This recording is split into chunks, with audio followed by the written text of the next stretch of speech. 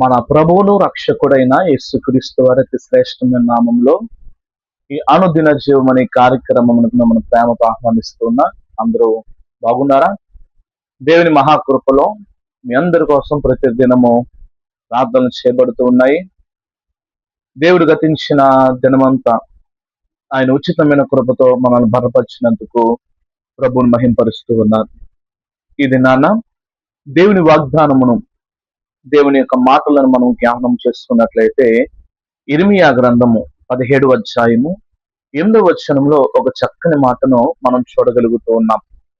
వాడు జలముల యొద్ద నాటబడిన చెట్టు వలె ఉండును, అది కాలువల ఓరన దాని వేలు తను, వెట్ట కలిగినను దానికి భయపడదు, దాని ఆకు పచ్చగా ఉండును, వర్షము లేని సంవత్సరమున చింతనందదు, కాపు మానదు.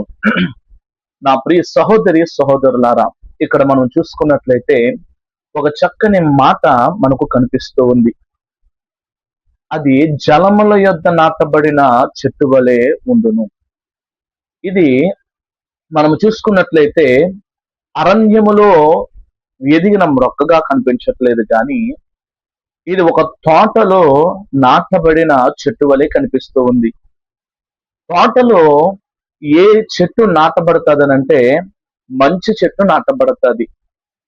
ఆ మంచి చెట్టు ఎప్పుడైతే తన వేరులను లోనకు ఉంటుందో అప్పుడు అది అనేకమైన ఫలాన్ని ఇవ్వడానికి అవకాశం కలుగుతుంది.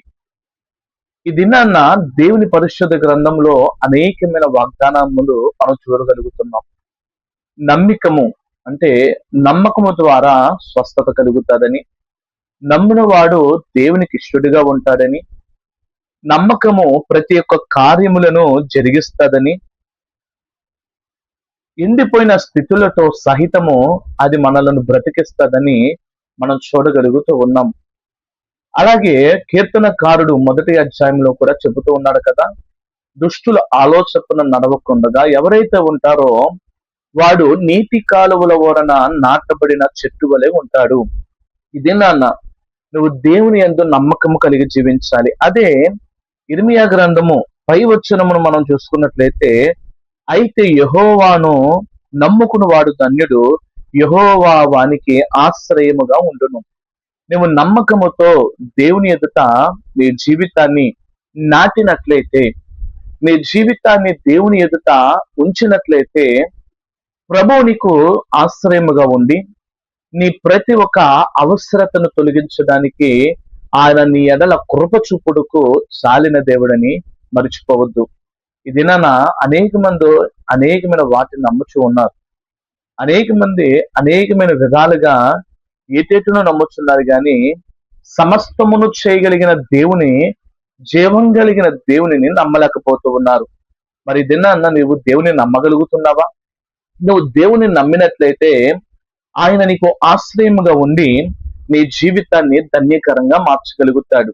నిన్న అనేక మంది శ్రమలను చూసి వారు వీరుని బట్టి వారు చెబుతున్న మాటలను నమ్ముతున్నారు, కానీ దేవుని వాక్యం అంటుంది, నా యొద్దకు రా, నేను నీకు విశ్రాంతిని కలగజేస్తానని దేవుని వాక్యము సెలవిస్తుంది. దినాన్న నమ్మకముతో దేవుని యొద్దకు వస్తే ఆయన నీ శ్రమలను తొలగించుతాడు. నమ్మకముతో దేవుని యొద్దకు నువ్వు వచ్చినట్లయితే ఆయన నీకు కృప చూపించగలుగుతాడు. నమ్మకము నీ పట్ల గొప్ప ఘనమైన కార్యములను చేయడానికి సాధ్యమయ్యే ఒక యోధమైన, ఒక ఉన్నతమైన ఖడ్గములాగా నీకు మార్చబడతాది. ఇదేనా నీవు దేవుని నమ్మగలుగుతున్నావా? నువ్వు నమ్మినట్లయితే దేవుడు నిన్ను బలపరుస్తాడు. మనం చూసుకున్నట్లయితే కొన్ని సార్లు గాలులు వస్తూ ఉంటాయి. వానలు కలిగినప్పుడు, అనేకమైన గాలులు వస్తూ ఉన్నప్పుడు కొన్ని చెట్లు ఎంతైనా కానీ ఆ గాలి తాకినప్పటికీ అవి వరగవు, అవి కూలిపోవు. ఎందుకో తెలుసా? అవి వాటి యొక్క వేరులను లోనకు పంపించుకుని అవి ఆ చెట్టును బలపరచడానికి ఒక ఔషధములాగా, ఒక బలమైన యోధములాగా అది చూడగలుగుతుంది. దినాన్న నీకు కలుగుతున్న ఏ పరిస్థితి అయినా కానీ, నీకు కలుగుతున్న ప్రతి ఒక్క అవసరతే కానీ, ఏదైనా కానీ ఆ శ్రమ కాలములలో, ఆ భయంకరమైన యుద్ధములో నువ్వు అలిసిపోకుండా సొలిసిపోకుండా నువ్వు నిలబడాలంటే మొట్టమొదటిగా నువ్వు దేవునిలో స్థిరపరచబడాలి. నువ్వు దేవుని యందు బలపరచబడాలి. దేవుని ఆత్మచేత నువ్వు నింపబడాలి. ఎప్పుడైతే అటువంటి బలమైన కృపను నువ్వు కలిగి జీవిస్తావో, ఎప్పుడైతే నువ్వు అటువంటి శక్తిని నువ్వు పొందుకోగలుగుతావో, దేవుని మహిమను నువ్వు చూడగలగడం మొదలు పెడతాది. ఇది నువ్వు దేవుని నమ్ము, ఆయన నీకు ఘనమైన కార్యం చేస్తాడు. నువ్వు చేస్తున్న ప్రతి ఒక్క పనిలో, ప్రతి దినము నీ జీవిత యాత్రలో, నువ్వు వేస్తున్న అడుగులలో నీవు ఆయన యందు విశ్వాసం ఉంచినట్లయితే, ఆయన నీకు ఆశ్రయముగా ఉండి నిన్ను బలపరుస్తూ, నిన్ను స్థిరపరుస్తూ, ఆయనే నిన్ను నడిపించడానికి సాధ్యమయ్యే దేవుడని మర్చిపోవద్దు. మరి దినాన్న ఆయన నమ్మగలుగుతున్నావా?